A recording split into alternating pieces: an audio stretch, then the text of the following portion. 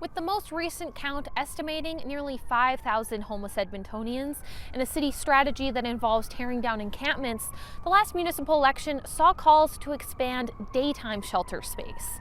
Councillors responded with their first motion allocating $1 million to the cause, a move the province called unnecessary, citing that the emergency shelters in the city were only 75% full. So what's going on? If you look at shelter data posted online by the provincial government, some shelters were overflowing last December, with others seeming to always have room. This 24/7 shelter in northwest Edmonton was often over capacity. But what does that actually mean? For Hope Mission, it's bringing out sleeping mats for people to stay on the floor, a measure that means they don't have to turn people away. Other shelters will try to help clients find a bed elsewhere if they don't have room. That still doesn't explain why some shelters never fill up entirely.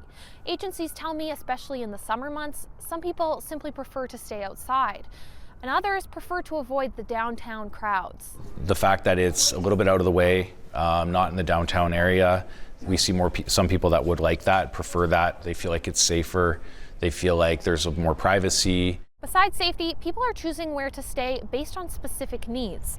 If you have pets, want a women-only space, or somewhere to stay as a couple, you have fewer options.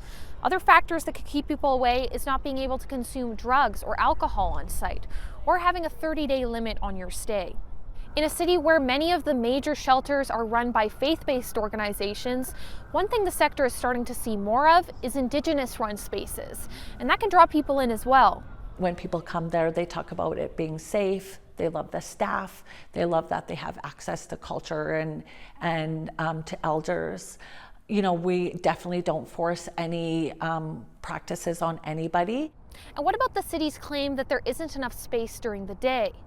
All of the shelters that the province funds are 24/7 access, and it recently invested another $1.8 million heading into winter. City Council and social agencies say that's good progress, but there's still room for improvement. And it's hard to get a sense of what is exactly available during the day.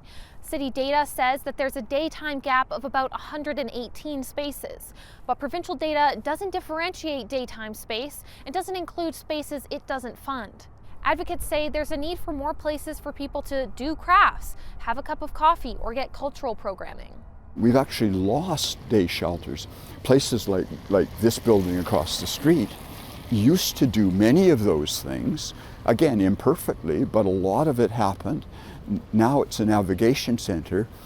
The province's idea is you can go in for a few minutes to get a piece of paper that refers you somewhere else, but it's not a day shelter by any means. The province disagrees and calls the navigation center a safe, warm place to get out of the cold, and says false claims that shelters are full, unsafe, or turn people away discourage vulnerable Albertans from seeking critical supports or accessing shelter. But on the ground, some 24/7 shelters like Muskokamik are working to incorporate more community programming, like setting up an Oilers watch party during playoff season. All of us are human. You know, you want to have relationship, you want to have connection, you want to have interaction, and we want to provide a safe space while we're getting you to your next space in life. But with plenty of cold months left to go, we will have to see if the extra investments from the city and the province are enough. Emily Williams, CBC News, Edmonton.